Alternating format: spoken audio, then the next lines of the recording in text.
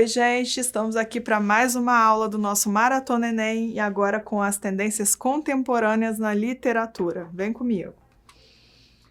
As tendências contemporâneas na literatura brasileira, elas vão abranger o final do século XX até hoje, até o nosso século XXI. Refletem os momentos sociais e políticos, ditadura militar, movimento das diretas já, o impeachment, né, do primeiro presidente, do Fernando Collor, e toda essa literatura, ela vem com esse quê, né, social, esse quê de prestar atenção no que está acontecendo à nossa volta, tá? A literatura contemporânea é um misto de todos os movimentos literários que a precederam. Não é uma ruptura brusca como a do modernismo, muito pelo contrário, é uma mistura com tudo o que aconteceu até que a literatura fosse produzida contemporaneamente. Ela é social, regionalista, urbana, política, engajada, intertextual e diversificada. Tudo isso é característica da literatura da contemporaneidade. Os principais autores, claro que nós temos N autores, mas vamos elencar alguns aqui, principalmente os que aparecem no Enem, são Ariano Suassuna, Antônio Calado, Caio Fernando Abreu, Cora Coralina, Ferreira Goulart. Tá? Lembrando que a literatura, né, contemporânea, as tendências contemporâneas, no caso, elas não ficam só na literatura, elas vão para além da literatura. Porém, a literatura contemporânea, ela se abre muito mais, né? A gente não tem só prosa e poesia, a gente tem aí na literatura contemporânea aí a televisão, a internet, né? Tudo que chegou para dar um movimento, né, para o futuro das artes, tanto no Brasil quanto fora dele. Na poesia, nós temos aí 3 movimentos, né, que são representativos da poesia contemporânea, que é, primeiramente, o concretismo, né, aquela coisa da poesia concreta, de romper, né, com aquilo que é livre, vamos colocar as coisas nos seus devidos lugares, uma concretude, de forma que forme, né, uma imagem, que a poesia possa formar a imagem. A poesia vai muito além somente das palavras, ela tem formação de imagens. A gente tem a poesia social, que é aquela poesia que está preocupada com aquilo que acontece externamente, com aquilo que acontece na sociedade, né, com o período que está sendo vivenciado, com que as pessoas estão passando, né, a questão dos pobres, a questão dos miseráveis, né, que também é foco da poesia marginal. Porém, a poesia marginal, ela vem como algo que, né, busca, além do social, o engajamento contra alguns movimentos que estão acontecendo, né, politicamente no Brasil, como a questão da ditadura militar, como a questão, né, de se colocar mesmo politicamente contra na verdade, né, a favor das diretas já, a favor das eleições diretas, né, a favor do impeachment do presidente Fernando Collor. Então, a gente tem aí, né, essa poesia marginal que tem como seus principais nomes o Paulo Leminski, o Ali Salomão, Ana Cristina César e Torquato Neto, que também já apareceram no Enem, por isso, né, que eu elenquei esses nomes. Então, a gente tem uma poesia aqui, né, concreta, do Augusto de Campos, que começa lá no modernismo. Augusto de Campos, ele não vem como um autor contemporâneo já diretamente, ele vem como um autor do modernismo, e a poesia dele se perpetua até a contemporaneidade, né? Esse é um poema concreto de 1984. Quis tudo, quis mudar. Olha, como que a gente faz o movimento do concreto, né? Tudo mudei, mudei tudo, agora, pós, tudo, estudo, mudo. Tá? Então, o concreto permite essa questão da imagem e essa questão do movimento de acordo com a imagem. E uma poesia aqui de Paulo Leminski, né? Em mim vejo o outro e o outro e outro. Enfim, dezenas, trens passando, vagões cheios de gente, centenas. O outro que há em mim é você, você e você. Assim como eu estou em você, eu estou nele, em nós, e só quando estamos em nós, estamos em paz, mesmo que estejamos a sós. é uma poesia que vai também transmitir a questão do estar no outro como a empatia, é o ver o outro, né? É o ver pela visão do outro aquilo que o outro passa, tá? Paulo Leminski também está ligado muito à poesia social e, principalmente, poesia marginal.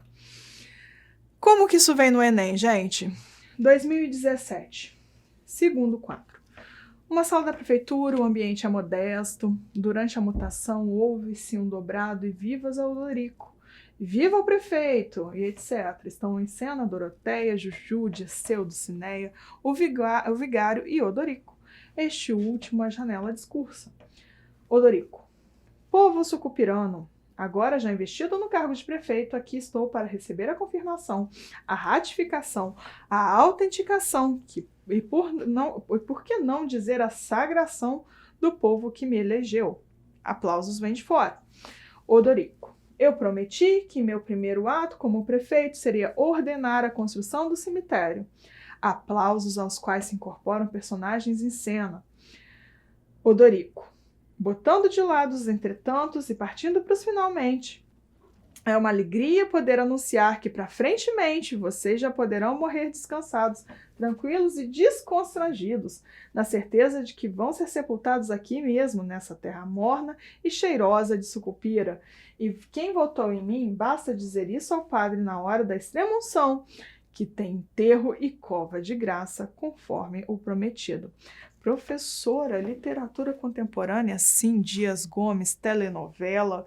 Lembra que eu falei que a literatura contemporânea ela é influenciada pela internet, pela TV, né? Antes, só se contava como meio de comunicação basicamente como rádio, né? Durante o modernismo, as transmissões, né, principalmente feitas pelo rádio. Depois a televisão foi tomando um lugar e foi se ampliando na sociedade como meio de comunicação, né? E hoje a gente vê nas casas vários aparelhos de televisão, assim como hoje temos também a internet, né? E vamos pensar no Bem Amado, que é uma obra de Dias Gomes, lá dos anos 70, final dos anos 70, como uma telenovela, como algo que traz a literatura para a imagem, para a TV, né? O gênero peça teatral, que tem o entretenimento como uma de suas funções. Então, a gente tem o gênero peça teatral na telenovela. É a transformação do teatro, do palco do teatro, para a televisão. Tá? Assim como já houve a radionovela, né? Foi só como é que se pode falar? Foi um amadurecimento, é mais uma forma do teatro, né? Se expressar pela imagem do ator, pela voz do ator no rádio e também pelo palco em que o ator sobe, né, que é ao vivo e talvez muito mais difícil do que qualquer um desses outros possam ser. Mas a telenovela tem uma função relevante, tá? Que é explícita nesse trecho de O Bem Amado. Olha só, como a gente traz a característica da literatura para dentro desse trecho. Criticar satiricamente o comportamento de pessoas públicas. Gente, Odorico Paraguaçu está falando, né, que como cargo de prefeito, a primeira tomada de decisão dele é a construção de um cemitério, né, em que as pessoas vão poder tranquilamente morrer, né, e na extrema unção falar, não, eu votei no Odorico e eu quero morrer e ser enterrado em Sucupira. Denunciar a escassez de recursos públicos nas prefeituras do interior. Jamais. Né? A gente tem aqui construção de um cemitério. Não está falando que está faltando dinheiro para isso.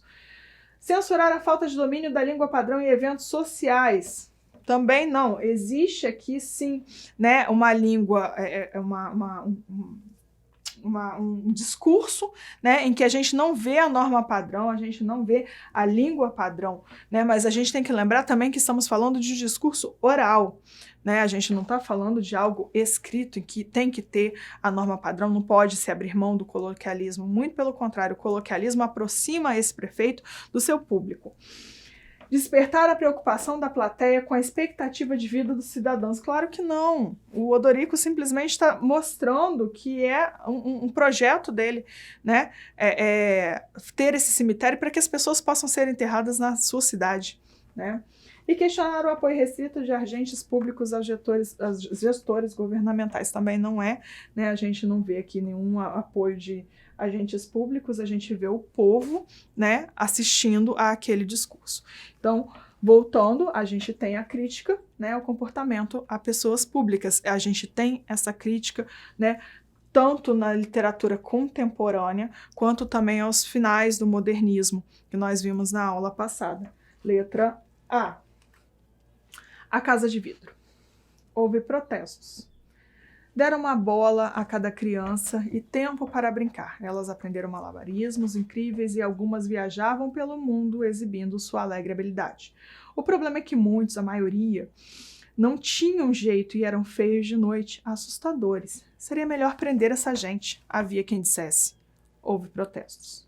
Aumentaram o preço da carne, liberaram os preços dos cereais e abriram crédito a juros baixos para o agricultor. O dinheiro que sobrasse, bem, digamos, ora, o dinheiro que sobrasse. Houve protestos. Diminuíram os salários e, infelizmente, aumentou o número de assaltos, porque precisamos combater a inflação e, como se sabe, quando os salários estão acima do índice de produtividade, eles se tornam altamente inflacionários, de modo que houve protestos. Proibiram os protestos, e no lugar dos protestos nasceu o ódio. Então surgiu a Casa de Vidro, para acabar com aquele ódio.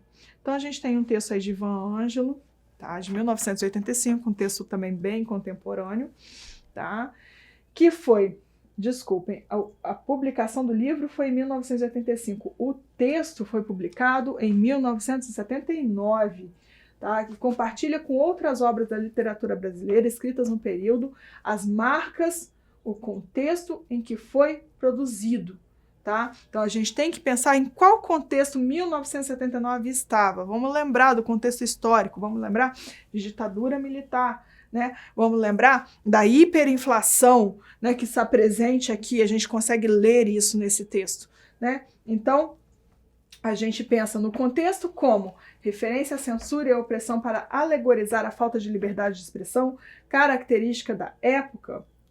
Não, né? A gente tem aí a questão da censura, sim, que a gente sabe, mas a gente tem também, né,